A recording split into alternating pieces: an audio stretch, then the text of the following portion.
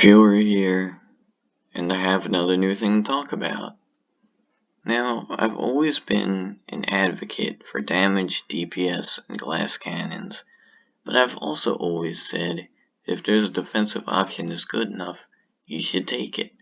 Because if you go to one extreme or the other, you could be too weak or do too little damage, and you don't want either of those. You want to be able to live, such is the case for resistance helmets. Now there's two different types of resistance helmets, wolf helms and bear helms. Wolf helms were released in 2011 during Christmas time. They are from killing wolf bosses. They all have no level requirement, and they have different resistance numbers, 50, 75, and 100. They look pretty bad, but give them some slack. It was the first year of the game. Now, bear helmets, they were released in summer 2013 from giant bear bosses. They come in two colors, brown and black. They have different level requirements, ranging from 40 to 150, and different resistance numbers ranging from 50 all the way up to 500, which is insane. Imperial and godly helmets sparkle, which is nice. Now I'm going to put this resistance helmet on for Pierce. And remember when I said during that general knowledge video that armor is just another fancy term for having all three of the physical resists? Well, if you have the right resistance helmet on, it's like having 500 more armor for a godly helmet on a helmet slot. I mean, really, it's insane. I think it's the best defensive helmet in the entire game, especially on squishy classes like Mage. Like I like 194 armor. For tanks, it's really good, but you would break your aura for it, so you're gonna lose chaos resistance. So on a chaos boss, it's probably not worth it, but on a non-chaos boss, it probably would be. Now I'll show you what happens when you wear a Pierce helmet against a crush enemy. Trolls are overpowered, so we can use them as a test subject.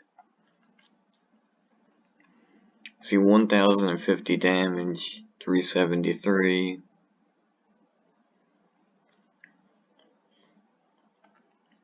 And I just died.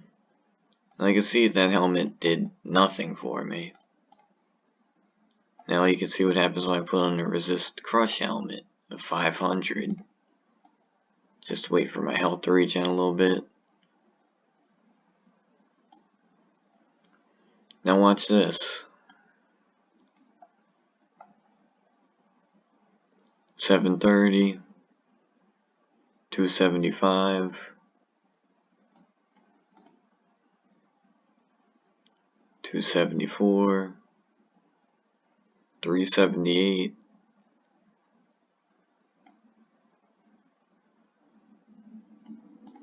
Alright, that was kind of a unlucky moment there, because he hit way higher than he should have. That's another thing to watch out for, damage flux. 481, 7, no. But as you can see, his attacks are a lot weaker with this helmet on.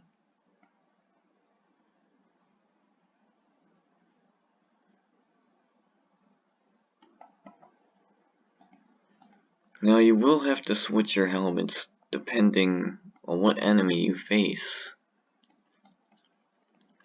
Like you can see that this guy has swords, so you can assume that it's slash damage, though that's not always right, but general rule of thumb. So watch what happens when he attacks me. 250, 189, then I put on resist slash helmet. 109, 149, and instantly cuts the damage to a way lower amount, if you guess correctly.